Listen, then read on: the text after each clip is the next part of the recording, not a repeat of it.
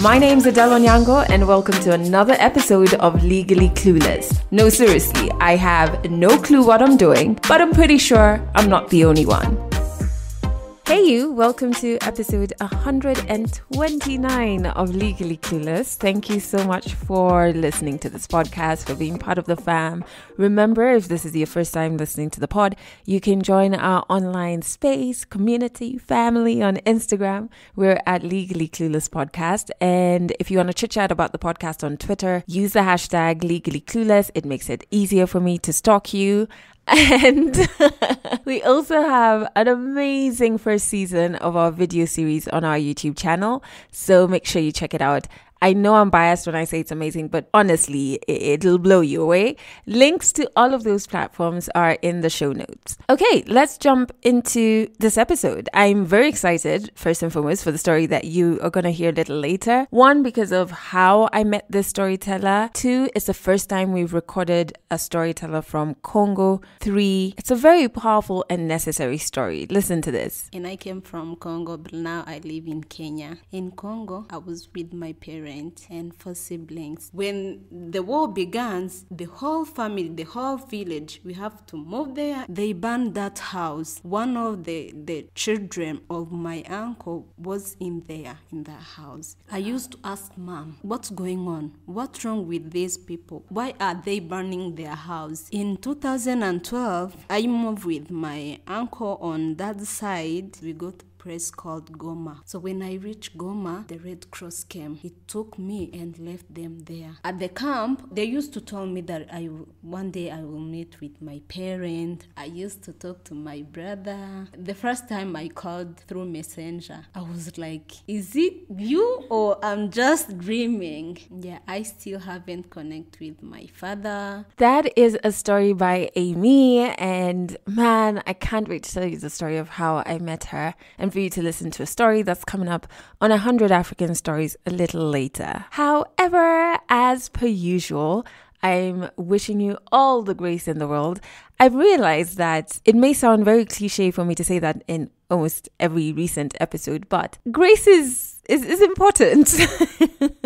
Extending grace to others and surrounding yourself with grace is important. So it may sound like a cliche, but I genuinely do wish you all the grace in the world for whatever it is that you're navigating or going through. I'm also very excited because this Friday, the 3rd of September, we are finally unveiling our Legally Clueless tour video series. It's a 4-part series and it's going to be on our YouTube channel. I'm so proud and excited because we did such a good job. We really actually did such a good job. We had such a smooth experience with the tour, and I really can't wait for you to just kind of like follow us on that journey through the video episodes. I'm very excited. So what you need to do is subscribe to our YouTube channel if you haven't done that already. A link to that is in the show notes. And then please share that with everybody who you think should vibe with Legally Clueless. I just think we're onto something here, and I would love to be able to share that with as many people as possible who need to be part of this tribe. So if you want to, subscribe, and if you want to subscribe, turn on notifications, and share our YouTube channel with everybody. And then on the 3rd of September, the first episode goes out. And there'll be episodes throughout September, every Friday in September. I feel like watching it will be like me reliving the tour, which is like definitely a highlight of my life. Like very expanding in a spiritual sense, a very expanding experience for me. Okay. I can go on and on about the video series, but I also wanted to share, I've started something new that is so fun. It's just amazing. While shooting the Nairobi episode, my good friend Roy, who is part of the team, he does everything video for me, is brilliant at it, found this place where I could do aerial hoop classes. So going there was specifically for the tour, but when I went, I specifically wore like jeans and stuff, like nothing sporty, because I know Roy. I was like, this guy's going to make me get on this hoop. So if I come dressed like this, I'm not going to be able to do anything sporty or like physical, right? Wrong. He did make me get on the hoop, and the instructor, Hilda, was so gracious. And so I got on this aerial hoop. And if you don't know what an aerial hoop is, it's literally that. It's a hoop that's suspended in the air, and you kind of get on it and you can just learn how to do different poses and dance and just like, it's exhilarating. So when I got on the hoop on that time, I can't explain it to you. It felt so good that I was like, I am starting classes after the tour. And that's what I've done. I have just started my aerial hoop classes last week. Yo, it's absolutely amazing and vigorous, because first you go through like really intense exercises first and foremost. And I have not been exercising, well, other than my squats. So that was intense, but it felt really good. I can't explain it to you.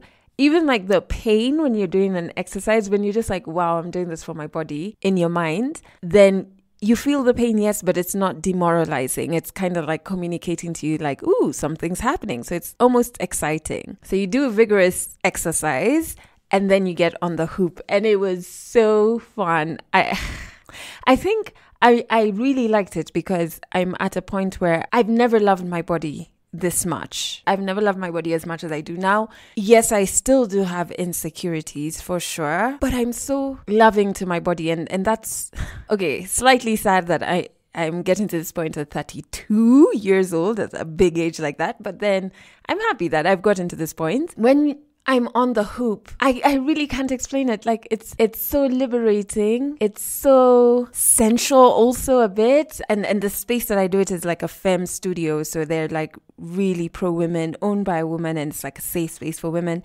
So like I'm reconnecting with that femme energy and just like, I don't know. I don't know how to put it into words, which is crazy because that never happens to me, but it feels so good, yo. It feels so good. So I have my next lesson this week and I'm really looking forward to it. I think I'm loving doing things for my body right now. It's almost like getting into a relationship with someone and how you think about the small things that make them happy and you do those things for them. That's literally what's happening between me and my body. It's like a beautiful relationship, almost like I'm meeting it for the first time in a long time. Anyway, aerial hoop classes, amazing. Just wanted to share that with you. I think we can jump into the song of the week, which is a random song. I just stumbled on it and I can't stop playing it on repeat. It's a song by Lion Babe. It's called Signs. Honestly, I have no idea what the song is about. Absolutely no idea what it's about. But when it comes on, I can't stop grooving to it. And you know, the thing is, they tell you, well, my therapist, and I guess if you read a lot of like mental wellness tips and stuff, moving your body is really good for your mental wellness. You just kind of like in that moment when you're doing something with your body to music, to like your favorite song or something, you kind of like forget whatever is stressing you and you're just in that moment. That's what happens to me with this song. So I don't even like focus on the lyrics. I'm just like, signs. It's a really good song. So check it out. Groove to it. Maybe you can tell me what it's about, but I'm busy just dancing to it. I've put a link to the song in the show notes, so make sure you check it out. Okay, so 100 African stories. So first, let me rewind. I teamed up with the French Embassy in Kenya to help them select organizations for the Pisca Fund. And this basically is a fund that the French Embassy in Kenya has been running for quite a few years, I think from 2001. It had a previous name, but now it's called Pisca. And since then, they have funded over 119 projects. And by funding, I mean like given over 3.2 million euros to these projects. And this money goes to Kenyan civil society organizations, which is pretty dope. So this year, 2021, they did a call out to different Kenyan civil society organizations, just saying, hey, we want to support any programs you have that are really working to upskill in terms of education, girls and women. And so when they did this call out, they got like over 200 different organizations applying to get these funds. And of course, then what came next is the selection process. So that's where I got involved in this. I was part of the selection committee, which was absolutely fantastic because when I sat in that meeting, we went through so many different organizations who had applied and they'd pitched different programs that they wanted to do to help girls and women. And I left that selection process, I left it very hopeful because there were projects from different parts of Kenya, like from Kisumu, Turkana, Garissa, Kitui, Machakos, Mombasa, like all over the place. And there were just such fantastic programs. I was just so hopeful because also the programs are coming from organizations that are doing good work already. So sometimes we only get to know about the wrong that's happening in the country. During that selection committee process, I was like, there's so much good happening. Anyway, so we went through the process. We selected a couple of organizations that were going to receive funds from the PISCA Fund to be able to run their programs. And then I got to visit one of the selected organizations, and it's an organization called Refugee. Basically, what Refugee does is they help girls who are refugees, right? So in various ways, it could be giving them digital skills, fashion design skills, and so many others. They also have a shelter for some of the refugees who are survivors of sexual violence. They really have built a beautiful community for the girls to support one another, to learn skills, and then to just be able to land on their feet and fend for themselves using the skills that they've learned. When I went for this visit, what was so interesting is I drove in and I was like, I feel like I've been here before. And I just couldn't shake off that feeling. I got there and I met the CEO and I was telling him, I feel like I've been here before, but it didn't look like this. I've been here before. So they were previously known by another name way back in the day. And turns out I had done a workshop with some girls who had survived rape back then at their organization. I think that must have been like 2013. Yeah, 2013 or 2014, around that time. It was so wild. It was like a full circle moment. Anyway, so we go for this visit and it's absolutely beautiful. The French ambassador is there, the French embassy team as well. We get to meet quite a few of the girls who are part of Refugee, understand what they want to achieve with these skills that they're learning. And then we met Aimee. Aimee is from Congo, and because of the war, she found herself separated from her family and found herself in Kenya. And she's really been supported by Refugee to get back on her feet. So on 100 African Stories in this episode, Aimee shares her story. 100 African Stories powered by PISCA, a fund by the French Embassy in Kenya set up specifically to support Kenyan civil society organizations.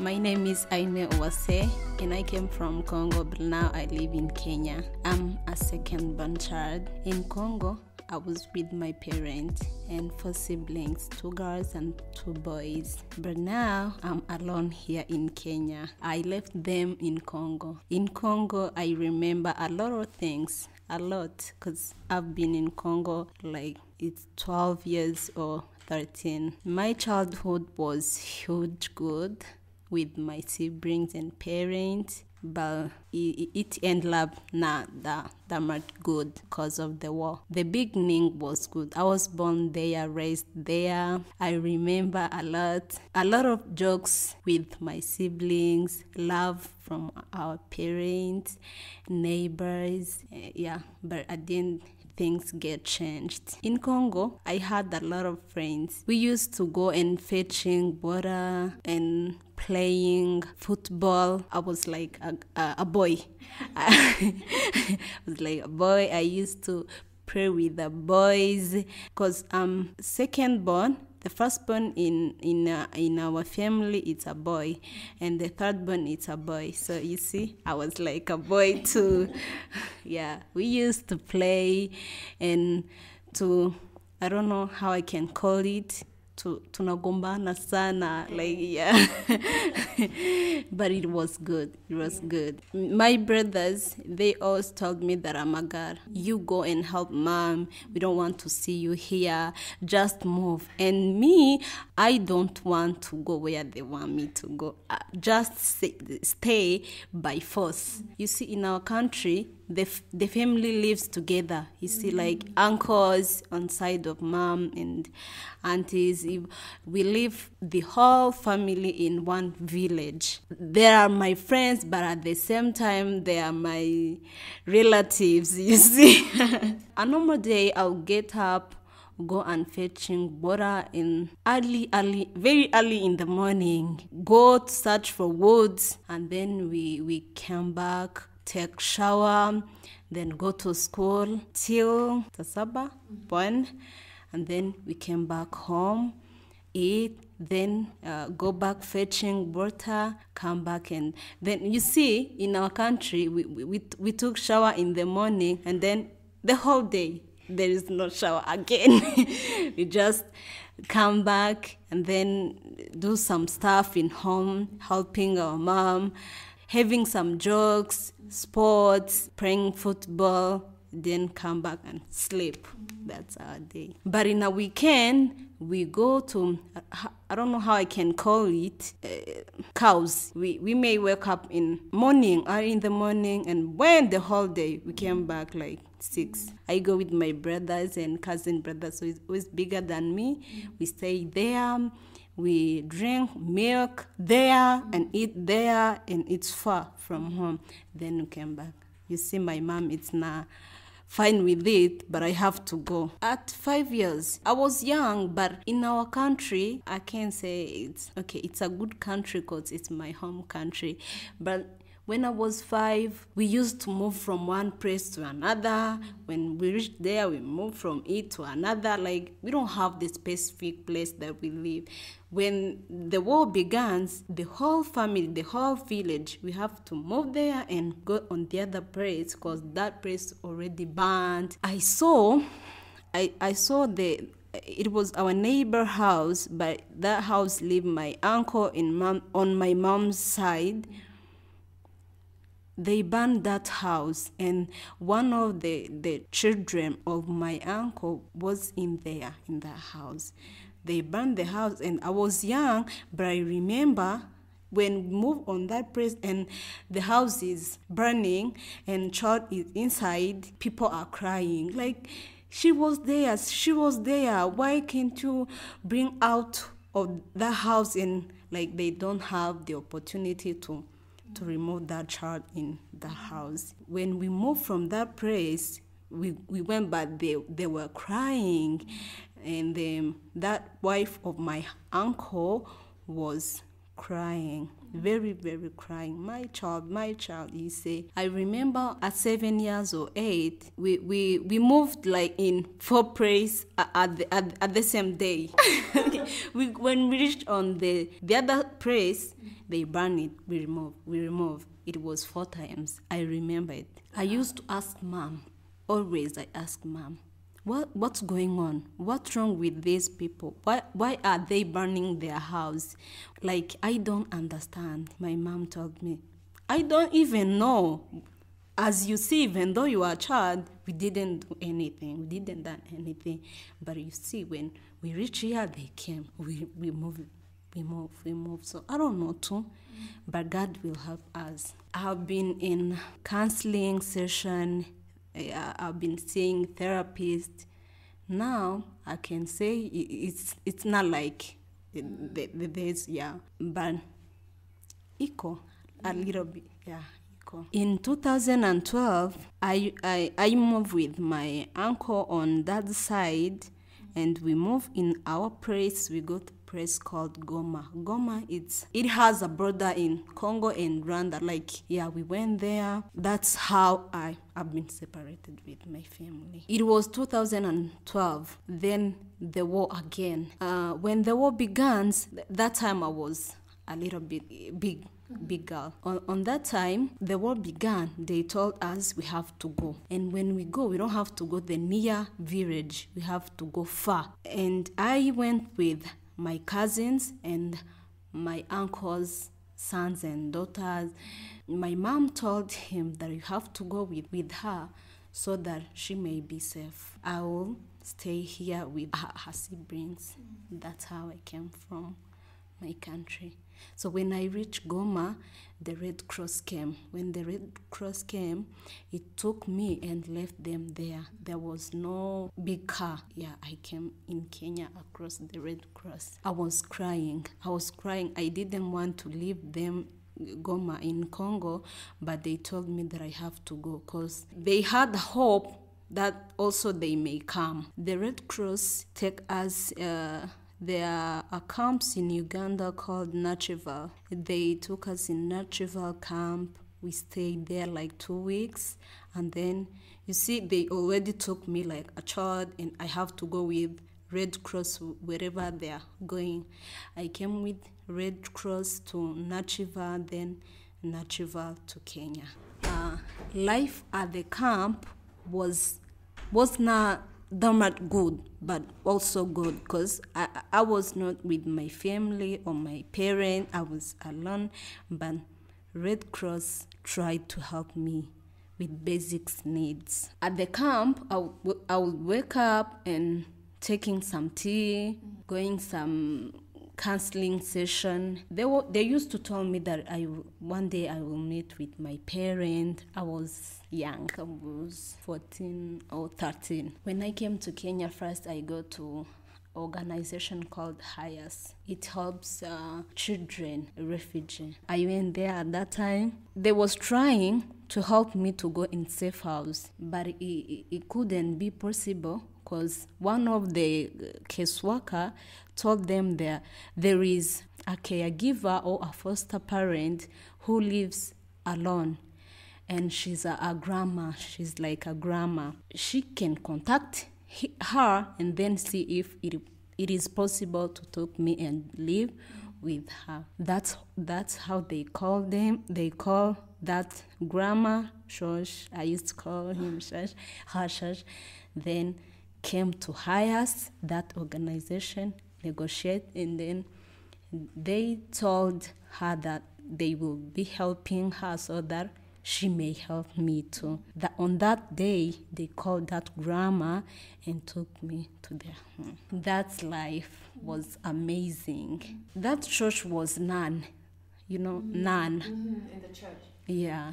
I was the only one child in the house. So we lived two of us in the same house. She treated me like her own daughter. I lived with her from 2015, May, if I remember well, May, up to 2021, May.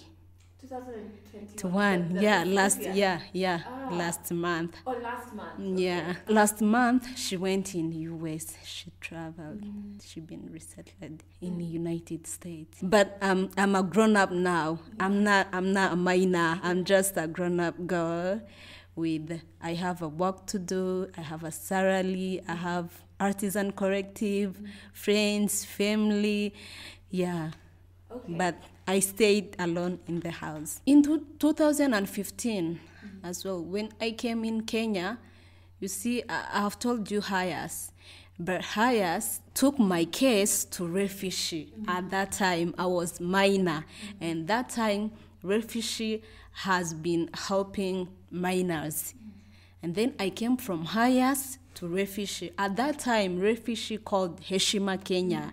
Yeah, now they changed name. It's refugee. I've joined refugee in 2015 in August through UNHCR. UNHCR took my case and gave to Heshima Kenya. At that time, it was refugee. But because I have a grandma, they couldn't take me to safe house. They helped me through grandma. Then I live with grandma through Heshima Kenya refugee. Yeah, I've been in a lot of programs in refugee. I've been in classes, like normal classes. It is not standard. Here in refugee, we call it levels. Level 1, level 2, and then I go to level 3. I did KCPA. I finished. I joined Artisan Collective. I signed contract for doing this. No, before I've joined grade 3. I did NITA exams. Grade 3, it's where we used to learn about dressmaking, skirts making, some of decoration with kitenge, like those stuff. In level 2, you see we upgrade. We did tie and dye course, everything about designing. And then when I finished level 2, I went to Artisan Collective. Artisan Collective, it's we do scarves, we do a lot of things. We do bandanas, we do cushions, we do like pillowcases, everything in those material of tie and dye. Because I've been through those classes, and we did an Kenyan examination, NITA, for vocational training, and I passed in 2018. In 2019 too, I passed in grade 2. You see, I was that hope that I would join Artisan Collective, because I've been passing those exams, those Kenyan exams. When we finished those exams, we did an interview. I was scared, but at the same time, I was like, okay, God has been my comforter from since day one I came to Kenya. I think this too, it will be good. That's how I did interview and passed, and then I joined Artisan, and then I became a leader. Now I'm a group leader. It was 2017. Red Cross again came home, and they told me they want to go and set my parents. They go, they see some and others. They told me maybe they are not around. There are maybe some death, I don't know, something like that. But for those Walwona, they told me that the contact that I may use to reach them, they gave me. I used to talk to my brother. The first time I called through Messenger, and I was like, is it you or I'm just dreaming? Even him was like, what, is it you? You have grown. You are like, he was surprised. Even me, I was surprised too. But God did it. I speak with my uncle, my grandma. On the following year, I speak to my mom, because at that time, my uncle and brother were not at the same place. You see, the way I came, that's the way they have been separated. Everyone goes to their place. Mom was like, no, it's not you. Even the voice was like, it's not you. Like, ulikuwa na kiherehere, but now, like, you quite, like, yeah, I was excited. I was surprised, yeah. I still haven't connected with my father and my aunties from my mom's side, my cousins, most of them, but hopefully I will connect with them. Till now, they move from one place to another, but when Corona came, they don't have even the other place to go. The way I came here, it's through Red Cross, and Red Cross now I don't think if they go there because of Corona. Borders are closed, everything is closed. Yeah, they're still there, and they're excited about me. Yeah, I send them my pictures. They're like, wow. While I was in therapy, I used to working out with fear. I had fear in me. I was not comfortable. I was sick. Like, you see, I'm not strong as my age. I was looking like a small girl, and that time I was big. My mentally was not okay. I used to talk something which is, I don't know how I can tell, but you can't explain well what is it. The counselor told me that it's what I have been through and what I have been seeing in my eyes while I was a child that's coming out. Like during the night, I used to scream like, they burn it. I see it, like that stuff. I don't used to sleep well. It's like 1 hour I wake up the whole night. Even that 1 hour I sleep, I used to dream something bad and I scream. But they used to help me step by step. I overcame it. Now, I'm proud of being me, just who I am right now. Because when I came in Kenya, I was still minor. But when the years goes on, that grandma used to help me through the organization. But when I finished KCPA, I joined grade 3. I used to work in holidays and weekend and get some money and help my grandma. When I joined Artisan, I start to receive my stipend. We received stipend, not salary. But that stipend, I used to pay rent, house, buy foods, buy my clothes, some makeup, and church was very proud of me. I was very proud of myself. In Eshima, Kenya right now, there are many, in refugees, right now, there are many minors, many girls. They used to tell me that I'm like their role model. Like, you have been through, they told us you have been through, but you passed in grade 3, you passed in grade 2, like you work hard. Now you are a leader, like you are our leader. We look at you, we want to be like you, and I feel that I'm blessed. If I could talk to a girl who had been waiting through like what I have went through, I could tell her to be patient, work hard, pray hard, that God is everything. Put education first. Learn. She don't want to be like in the same zone, that zone of fear, that zone of feeling helpless. No, just overcome it, seeing some therapists, counselors to help her so that she may reach to her goals. Even last night, I was reading some stories. I was watching some news from our Congo till now. During the night, five like female was died. You see, it's not good till now, but I have hopes. I'm here. I'm still learning with the other youth. I know one day we will go back to our country, because we have gained some good things from outside our country that we will take back home and build our country. I would like to tell the world that my country, especially my tribe, Wanyamulenge, we called Wanyamulenge, we are suffering, and we have been suffering a lot. It's been like, I don't know, many years, but we need their help.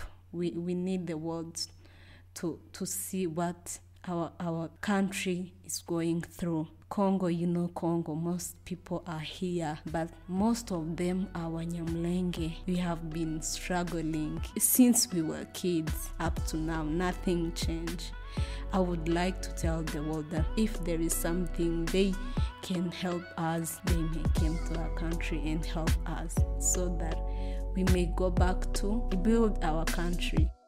100 African Stories. The French Embassy in Kenya has so far funded over 119 programs with over 3.2 million euros. For more information on the PISCA Fund and how you can benefit from this support, visit ke.ambafrance.org/development-cooperation. I found that story to be so powerful. I was in this room with Amy when we were recording it, and we were in actually the yoga room at Refugee, and we were seated on the ground on pillows, and it was just such a moment. I don't know how to describe it, but it was such a moment. She's got this calm, powerful, happy, jovial demeanor, almost oblivious, right, to how much power there is in her story, where she she went through this extreme experience that is so hard to even try and imagine what it would be like to go through it, and then took that and turned it around and made it such a powerful thing. It's like it's so effortless for her to do it. And so when we were recording the story, I was like, wow, does this woman know how powerful she is? And I just find that this is such an important story. It's necessary. It should not be forgotten. And it's just so powerful. I also do commend Refugee for the work that they're doing. You can really hear it through Amy's story, like how far she's come and the skills that she's learned. And now that she's making a living at Refugee from the skills that she learned there, which is just so powerful. So maybe you are running an organization here in Kenya that could really benefit from the Pisca Fund. I know from running my own trust, the initiative, it's not easy to find funding. I think I've spoken about that on this podcast before. I've spoken about the one time that we applied for like weeks on weeks on weeks, and then we didn't get it. So it's not easy yet. For you to really have this impact, you do need something to like grease the wheels, right? So what I've done is in the show notes, I've put a link to the Pisca Fund page or website actually. And so just keep going back there. I think the next call out will be sometime next year. Keep going back there, or even go now and just see the type of organizations that are getting funding. Read a lot about the funding game. I think that's what I've been doing with my initiative, and it's helped. Understanding how to communicate your project or program better. Understand how to build sustainable programs that can be scaled, programs where you can track activity and the impact that you're having.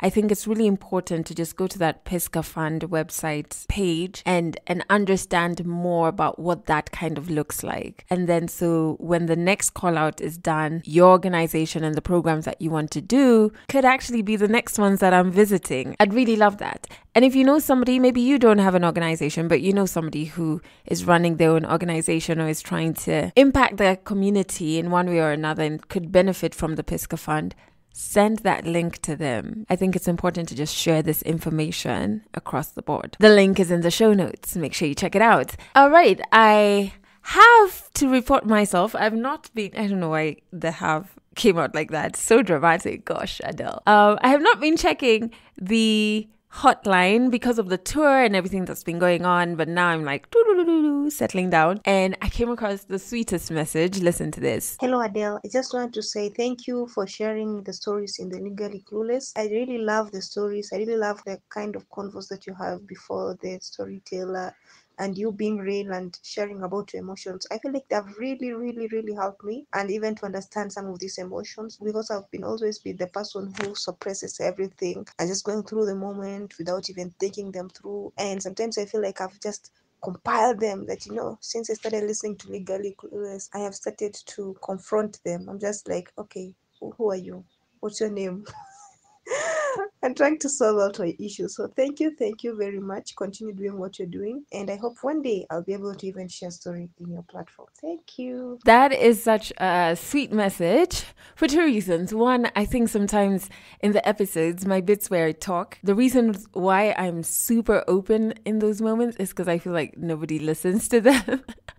Which doesn't make me feel bad. It's more like, phew, so I can just like let loose and just like tell all my tea. But then also, secondly, you said something that was so interesting because it's come up in a couple of my therapy sessions where, one, I'm always encouraged to allow myself to feel the feelings that I'm feeling and not bottle them out, but also to like give them a name and really interrogate, what is this you're feeling? And then that helps you figure out, why are you feeling this way, and kind of like the effects of those feelings. So when you say that, I was just like, oh my God, it's like she's been eavesdropping on my therapy sessions. But I'm really glad that you connect with this podcast. I think I say that so often in almost every episode, but honestly, I was thinking about it the other day, or rather, I think while we were on tour, I never really fitted in traditional radio, to be quite frank.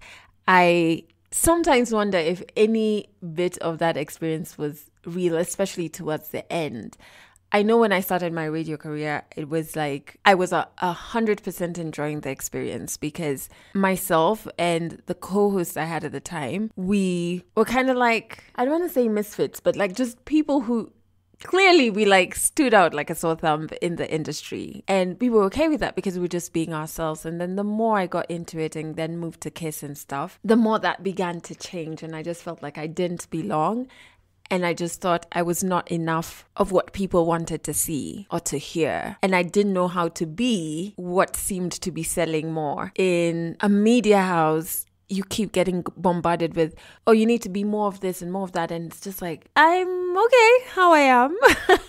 And I think towards the end, I started to feel like, okay, maybe nobody connects with me, and that's fine. It's a bit sad considering the career path I've chosen, but that's fine. I'm not going to change who I am because I don't know how to do that, right? So then creating this podcast, it just feels so good to know that, not that I'm getting validation from the outside in, but that it's okay for me to be who I am. That's fine. There's space for that. And yeah, so when I get those messages, it's just like, yeah, yay, after 10 years of like weirdness in traditional media, it feels good. So I thank you. And of course, if you check out the show notes, our Legally Clueless hotline number is there in case you hear something on this podcast that you relate with and you want to send me a voice note. I'm all ears, man. Also in the show notes, in case you want to share your story on this podcast, there is a form for you to fill it, and I will get back to you. It might take some while for me to get back to you, but the reason I do that is to allow you to sit with the application, to change your mind if you need to change your mind, but always be on the lookout because I'll come like a thief in the night. Okay, I don't know what I'm saying there. Yeah, always be on the lookout because I will get back to you after you filled the form. And finally, remember, please subscribe to our YouTube channel because 3rd of September, I'm so excited about it. Our video series, the tour video series goes live with the first episode, and there's going to be an episode out every Friday in September. And I am just beyond myself with excitement because I can't wait to share this with you. To be quite frank, I think that's it. I can't wait to share this with you. So subscribe to the Legally Clueless YouTube channel. A link to it is in the show notes. And prepare for the 3rd of September. I don't know why I'm singing it. I think I need to end this episode here. That's it for this episode of Legally Clueless. You can share this podcast with your friends. You can keep it for yourself. I'm not judging. Just make sure you're here next week for the next episode.